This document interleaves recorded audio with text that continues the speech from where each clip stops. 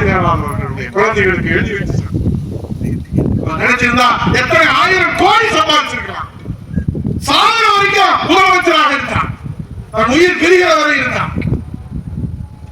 ₹1 தன் குடும்பத்துக்காக சேர்த்துக்கிறார். புரட்சி தலைவர் இதயதெய்வம் அம்மா அவர்கள் எத்தனை பொறிவாக்கு போட்டாங்க. அவங்க என்ன பிள்ளைகளுக்காக சொத்து சேர்த்தாங்களா? பிள்ளைகளுக்காக சொத்து எழுதி வச்சாங்களா? யாருக்காக உழைத்தாங்க? இந்த தமிழ்நாட்டு மக்களுக்காக உழைத்தாங்க. அம்மா உழைத்ததுனால இங்க இருக்கிற சாமானியர்கள் எல்லாம் பச்சை பையில கையெழுத்து போட்டோமே எத்தனை பேர் அண்ணா திராவிட முன்னேற்ற கழக தொண்டர்கள், சாமானியர்கள் சட்டமன்ற உறுப்பினராக, அமைச்சராக, நாடாளுமன்ற உறுப்பினராக, ஏன் முதலமைச்சராகவே வந்தாங்க. திமுக நடக்குமா?